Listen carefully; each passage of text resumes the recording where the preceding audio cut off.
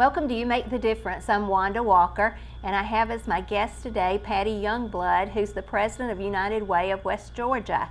And United Way is about to start a fundraising campaign. Is that right, Patty? We are about to kick off our annual United Way campaign on September the 4th. We have our kickoff breakfast at Delavant. Yes. And we've got a special guest coming in as our speaker this year. It's the author of the Sad, Mad, Glad books for children and adults. Adults can get a lot out of it too. Yes. But his name is Chuck Stump, and he's going to come into town and he's going to do some workshops for us as well as our breakfast, and he's also going to do a workshop for the chamber. Wow. Now, Chuck has a connection in LaGrange. What is that? His brother is Bill Stump, who's the president of Community Bank and Trust. Yes. And have y'all set your fundraising goal this year? We have not. We have a board retreat on August 21st, and that's typically where we set our campaign goal. Last year our goal was $1,050,000, Yes. and when all was said and done, we raised $1,037,000. So we came real close. Really close. Yeah. Yes. And have you named your chairman? We are doing co-chairs for the campaign this year, and I have one, and we're talking to someone else about it later this week, so I'm not going to reveal the names. Okay, so they'll be announced at a later date. Yes, right? they'll be announced at a later date. And tell me about the Live United campaign. Live United is a slogan that United Way Worldwide came up with because they wanted people to understand that it's not just giving your dollars that makes a difference. It's giving, advocating, and volunteering. And a lot of times there are people who feel very, very passionate about something. They may not feel they have the time to volunteer, hands-on, or they don't have the dollars to give, but like you are an advocate for everything. but that's so much a part of what it means to live united. It's being involved in your community, whether you're a Sunday school teacher or you're a mentor who goes in once a month and reads for 30 minutes to a pre-K class. Any of that makes a difference. Giving back to your community is living united, and that's what we want to promote. We want to promote getting people involved in living united, and we want to be a vehicle for that. Yes, and I know you went to many places and gave them a Living United award. We did. Yeah. Tell me how they received that. It was really fun because the way we did it is we would tell the company that because of their participation, they had been selected to honor a volunteer in their company that they felt epitomized what it meant to live united. And so we would get these nominees. What the company didn't know is that they were the ones who had also been selected, and wow. So we would honor them. One of the most fun awards we did was for the school system, and they had selected a teacher who had no idea that she was getting the award. She really didn't want to come to the assembly. It was towards the end of the year. She really wanted to get this last stuff done in her classroom, and the teacher and the principal said, "No, you've got to go." Well, she didn't. Her husband and 2 children were there. The rest of the school knew it was for her, but she had no idea. And it was really wonderful. And then we turned around, and that was when Ed Smith was superintendent and gave the school system an award. Wow. Because they're such great supporters of United Way, and everybody was just thrilled. It was so exciting. Those are so much fun to do. Yes. Now, tell us what United Way is, what it does, what its mission is. Our mission is to mobilize the caring power of the community, and we do that through our United Way campaign. You mentioned that we're getting ready to kick off our annual campaign. We raise over $1 million, hopefully every year, and that money then goes back to the community. It's very different than a lot of nonprofits where they raise money, they send it off, and a very little bit comes back to your community. With United Way, 99 cents of every dollar that's given stays in our local community. Yes. And as United Way, we have business expenses. We have employees and office rent, and we use a lot of supplies. I was printing brochures this morning. So we have the same expenses a business does, so we have our expenses, but the rest, everything else, goes back to the community. We have 25 agencies that we support, and it's everything from a child care center. Mady Smith is supported by United Way, and they receive support from United Way so that they can charge a reduced rate for child care. So parents who are working maybe hourly jobs and can't afford the high dollar price of child care can be assured that their children are getting good quality care.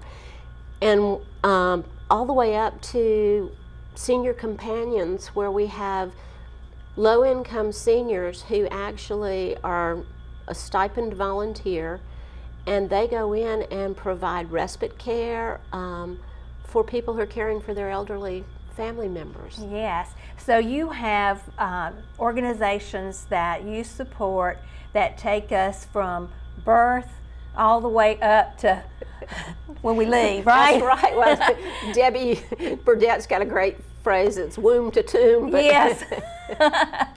Now, the LaGrange Personal Aid receives money from United Way. Tell me about what they do. LaGrange Personal Aid is one of the most versatile organizations we support. Under the LaGrange Personal Aid name, they do everything from rent, utilities. Sometimes they do medical supplies. I know the director there is Paul Stedman. He has bought CPAP machines for people who were not able to sleep, and that prevented them from working. He has a wonderful board that allows him some latitude to really be able to address the unique situations that come into their office. They can't help everybody. They do have guidelines, but they do their best to do whatever they can to keep people working, to keep families sustained. If the wage earner is sick or injured and they need assistance, they'll help them if they've got the job to go back to, so that that family can stay self-sufficient. They've also started a veterans program because Paul realized he was having more and more veterans coming in who needed help. So he's started a program that will help them with whatever they need. They also provide food, right? That's under the LaGrange Personal Aid umbrella. The Interfaith Food Closet Yes. is also there. And they also now have taken over the Empty Stocking Fund, the LaGrange Empty Stocking Fund. And I think that's one of the most fun things they do because they're always dealing with people who are in crisis and, Yes. people who need food, or they're afraid they won't, they're going to lose their house or whatever. But at Christmas, they take names, and they'll be starting to take names next month. People don't think about Christmas in September, but just for your viewers, be on the lookout for the sign up, the information for the sign up for both LaGrange Empty Stocking Fund and Salvation Army Angel Tree. But LaGrange Personal Aid has taken on this Empty Stocking Fund, and Paul is so excited. He, as soon as Christmas is over, he starts buying on the clearance sales for next year. Yeah. And really finds educational toys, very, very nice things for these children, and it's just a wonderful benefit for the community. Now, where is it located? It's located at 416 Pierce Street. If you go through town on Bull Street, Okay. past the Bank of America, you come to that traffic light right there Yes. at the triangle and turn right, and then Okay. it's the first street on the left, and they're up on a hill. Good. And they also are a place where they give referrals for the clothing center. Is that right? They do. They give vouchers for the clothing closet, and this time of year, that's a really big thing for people going back to school. So they give vouchers for that. They also help with people who've had disasters, and it's an amazing organization. Yes. All of our agencies are really we have so many that are so diverse, but they all do such a good job at what they do. And one of the things that sets United Way apart is that every agency that we give funding to has to apply for that money every year. We have an allocations process, and they have to fill out a lot of paperwork for us. Yes. They have to fill out a narrative that tells about their organization. They have to fill out their budget information with what they requested last year, what they actually, what their budget actually was, what they're requesting for this year. And then one of our volunteers actually said 1 year information isn't enough. So now we ask for 2 years of expenditure information. Then we recruit volunteers from the community who will participate with us, which is one of the best things we do. It's they are assigned to a panel, and each panel is headed by a United Way board member. Then they will have about 5 to 6 agencies that they'll review, and they go out, visit the agencies, meet the people who work there. Sometimes they meet the clients there. They can ask, we encourage them to read the information first and to ask any question they want to, whether it's about finances, or we have them do logic models now, which was an interesting process. And we have them set goals for the coming year. Mm-hmm. We also have them go back and look at how they did on achieving the goals that they set last year. What were your outcomes? Yes. So we really are very transparent about what we do with the community. We want people to know where their money goes. When you give to United Way, you're helping all 25 agencies. Yes. Every dollar that you give is divided between those 25 agencies unless you choose to designate.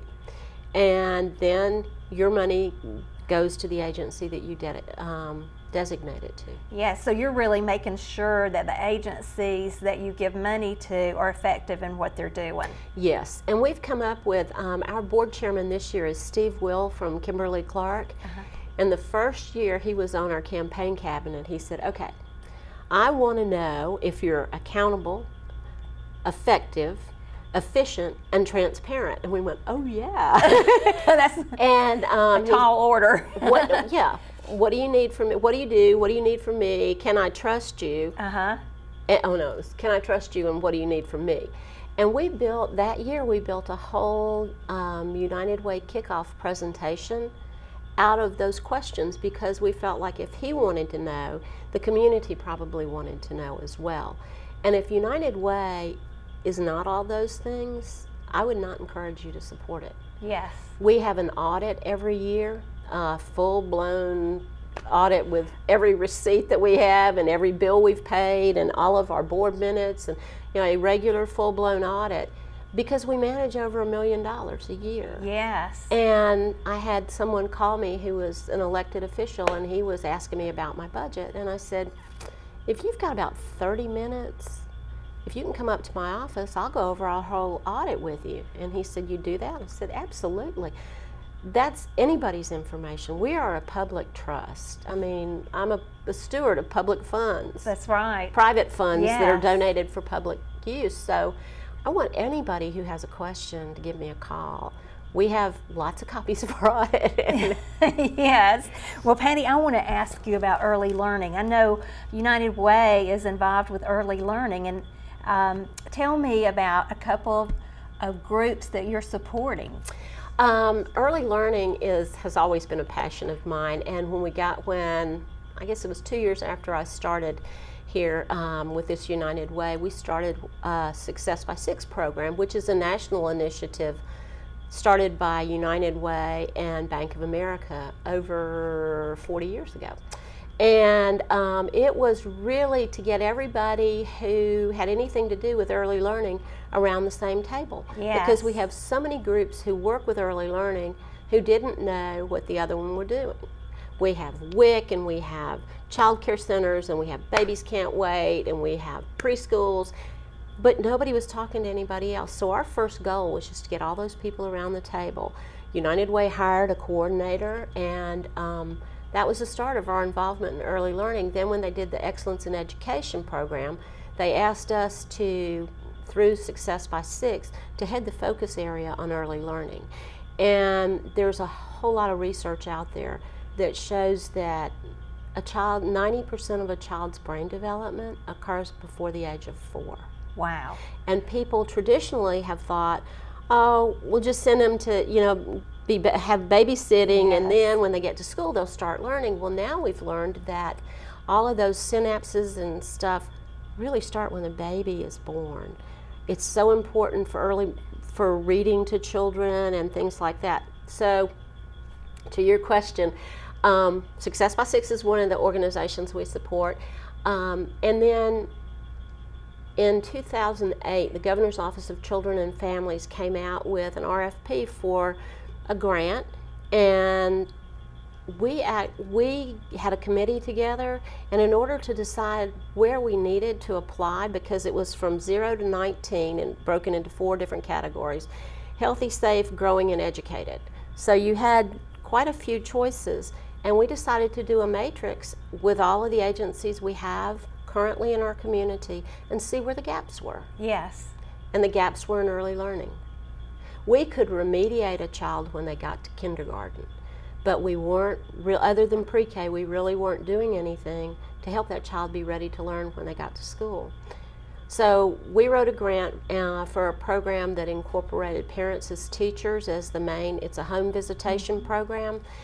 And the name that we came up for the program was Troop Bell, Building Early Learners for Life.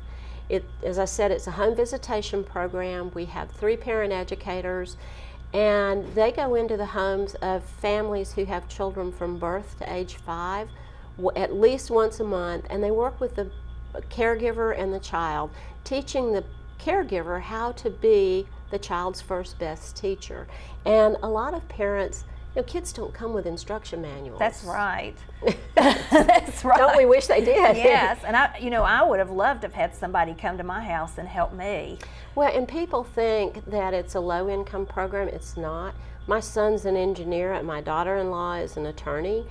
And when my grandchildren were born, in the county that they live in Oklahoma, they have a Parents as Teachers program, and they signed up for it. And I was there visiting, and there was this little Snoopy dog on a tongue depressor in the middle of all of Alex's toys when he was just a tiny baby. And I said, "What in the world is this?" And Jimmy said, "Oh, Mom, Ebby brought that." I said, "Who's Ebby?" He said, "That's our parent educator with Parents as Teachers." Yes. And he said, "Let me show you." He said, "This is to help train his eyes to track."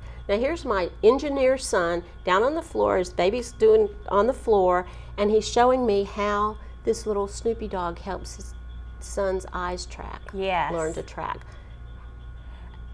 Who would have, we didn't know those things. No. Mobiles and those kinds of things, but that, it actually helped strengthen his eyes. And so those are the kinds of things that parent educators teach parents. They also teach them about nutrition. They make sure that they get the shots for their children on time. They also do developmental screenings.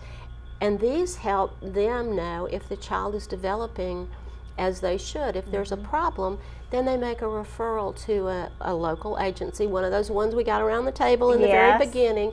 They can make referrals very early, and they're trained to screen also for hearing and vision. And one of my favorite stories, and I'm going to try not to cry, a little boy was about 18 months old, and his mother thought he was defiant, and she kept telling the parent educator, "I just don't know what to do with him. I'll tell him something," and he runs in the other room. Well, they sat him down, and she did just a hearing screening. She said, "I think you need to take him to the pediatrician and have them check his hearing." So the pediatrician then made a referral to an audiologist. When they made that referral, the parent educator knew that LaGrange Personal Aid does the screening for the Lions Club, Lighthouse for the Blind, that helps both with vision and hearing. Yes. So they went, made application there. Through that connection, this little boy got hearing aids. They found out he was almost deaf, got him hearing aids. He's able to hear now. He has no behavior problems. Yes, he's not defiant. He's very articulate. Yeah. Oh, wow. But can you imagine if he had waited until he went to kindergarten? Yes. He would have missed those 3 years of development.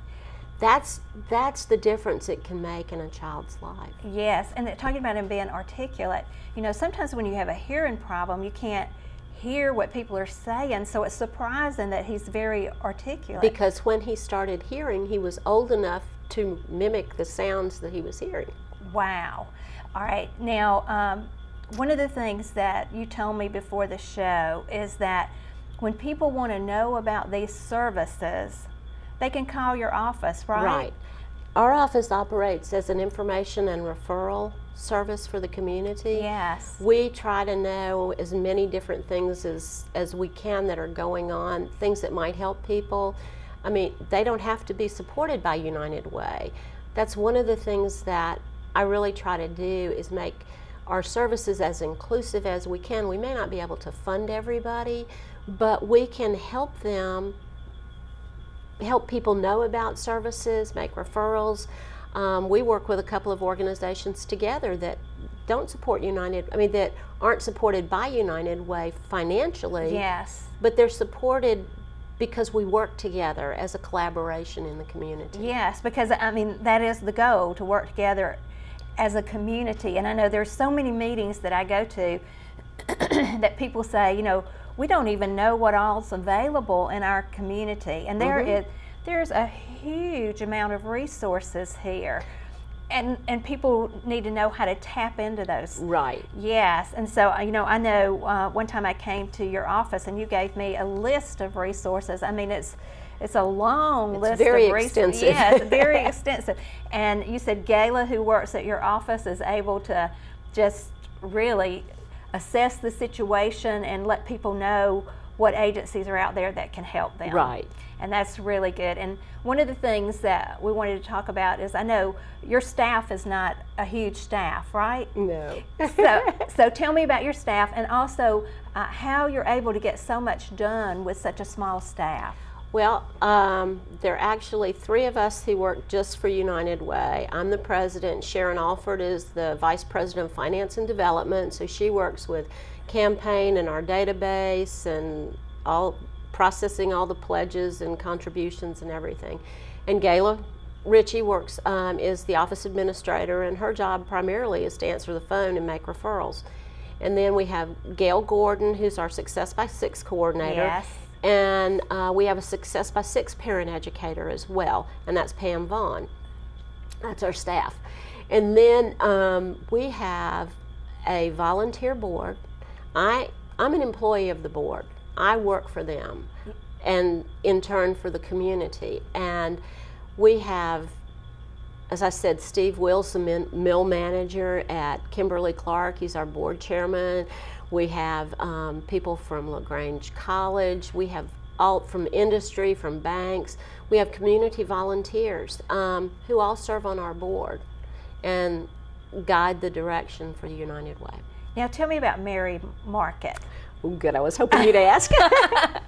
When you asked about early learning, as we were seeing more and more things that we wanted to do with Success by 6, and we have another program called Summer Play that's a partnership with the school system and Mady Smith and Success by 6. We started thinking, if we're going to keep doing all these things, we need to have some funds to support them. Yes. And we were trying to think of a fundraiser. We didn't want to do another golf tournament. We didn't want to do a raffle, because there are plenty of those in town. We wanted something really unique that would be sustainable. And we came up with the idea of Mary Market, and it's patterned after the Junior League holiday markets all over the country. And there's one in Montgomery, there's one in Marietta, but there's not one in our local area. So we started working on it, and we invite vendors from all over the country. We've got a food vendor that we're so glad is coming back this year from Louisiana. Yes. We've got jewelry, women's clothing, got a clothing place that this will be their 4th year. They're from North Carolina. They're always one of the most popular booths. Love their clothes. Mainstream Boutique. We've got Pecan Company from South Georgia who worked out a partnership with White Orchid, and White Orchid's going to be there this year with the Pecan Company. So, because they now carry their products. So we fill up the Callaway Conference Center with vendors. It was the first time that the conference center, as long as it's been here, had been piped and draped like a regular big city show. Wow. And we have a preview party Thursday night that has lots of good food, beverages, entertainment. We had the band Papa last year, and they'll be back this year. We have a silent auction that night, and then it's your first opportunity to buy. And a lot of these vendors have one-of-a-kind items. That's right, they do. And that $25 ticket gets you the first opportunity to buy. Plus, it gets you in Friday and Saturday if you want to come back. A lot of people will come and just look on Thursday night and come back on Friday or come back on Saturday. We've had some people who came every day. Yes. And bought. And so it's very reasonable. That $25 ticket is very worthwhile. And then if you want to come on Friday or Saturday, it's just $5 for the day. Yes. We're going to have food trucks this year for breakfast and lunch. Oh, good. So we're going to try to accommodate everything, and we're going to have school groups with entertainment coming in. So it's just so much fun, and it gets everybody in the holiday mood. It's amazing how much shopping you can do ahead of time. And when Christmas rolls around, I've been surprised at, wow, I've got all of that done. Yeah, that's wonderful. And I know I got a great big red necklace that I just love. I didn't know you got that there. I did, and I just love it. And Tammy Carroll from here at the station was telling me about a bracelet that she got, that everywhere she wears it, people compliment it and want to know where she got it. So it's a lot of fun. It really is a lot of fun, and the idea is that one of the complaints a lot of people have is that you can't really find unique stuff. Yes. Ladies' clothing and that kind of thing. So that's what we did, is we tried to bring it to LaGrange so people can actually shop here. And we have over 900,000 people in a 50-mile radius of LaGrange. Wow. Did you know that? No, I didn't. Yes. That's awesome. Isn't that awesome? Yes, it is. Now, we have about 1 minute. You want to give your final appeal for people to support United Way? I would always love to have people support United Way. And if you're hesitant about supporting United Way and you'd like to find out more first, definitely come to our kickoff on September the 4th at 8 a.m. at Delavant. Tickets will be $15, and that's basically covers the cost of the breakfast, is all that does. You can work as an allocations volunteer and find out personally about the agencies before you donate, or we are accountable, effective, efficient, and transparent. We're about to launch our new website, UnitedWayWGA.org, and we'll have lots more information there. Contributions are always appreciated. One of the things that we like to tell people is if you give just $1 a week, it's $52 a year. And most people wouldn't miss $1 a week, but it sure adds up and makes a big difference in our community. Yes. All right. Thank you, Patty. Thank you. And thank you for watching You Make the Difference, because you surely do. We'll see you next week.